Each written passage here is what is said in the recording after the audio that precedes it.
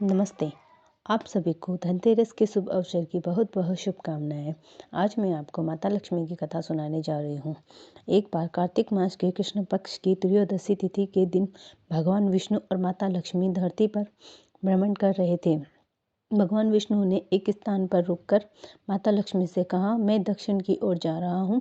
जब तक मैं लौट कर नहीं आता तब तक आप यहीं रहिए। ऐसा कहकर भगवान विष्णु वहाँ से चले गए।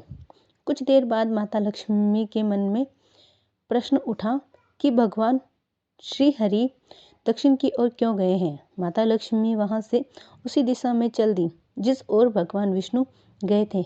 रास्ते में एक खेत में सरसों के पीले फूल देखकर माता का मन अति खुश हुआ।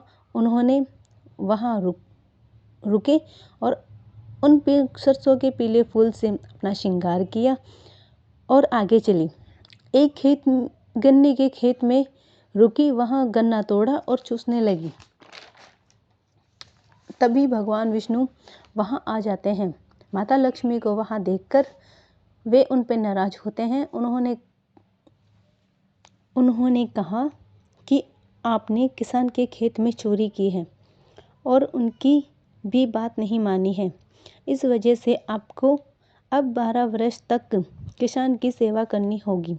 इसके बाद भगवान विष्णु वहां से चले गए।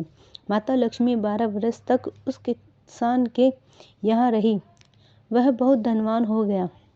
उसके पास सोने, चांदी, हीरे, मोती, धन आदि सभी की कमी नहीं थी। 12 वर्ष तक माता लक्ष्मी ने सेवा की। 12 वर्ष बाद भगवान विष्णु माता लक्ष्मी को लेने आते हैं तो किसान ने उनको भेजने से मना कर दिया। भगवान विष्णु ने कहा कि उनको शराब था इसलिए वह तुम्हारी सेवा कर रही थी। अब ये नहीं रह सकती। उन्होंने माता लक्ष्मी को जाने की कहा।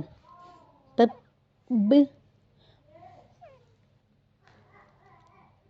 माता लक्ष्मी ने किसान से कहा, कल त्रयोदशी तिथि है। इस दिन पूरे घर की साफ सफाई करना। रात्रि के समय कलश में रुपए पैसे रखकर विधि विधान मेरी पूजा करना। मैं उस कलश में वास करूंगी, लेकिन तुम मुझे नहीं देख पाओगे।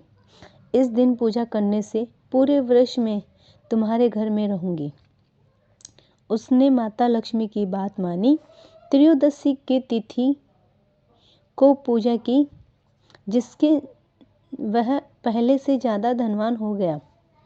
इस कारण से हर वर्ष कार्तिक मास के कृष्ण पक्ष की त्रयोदशी तिथि को माता लक्ष्मी की पूजा होने लगी।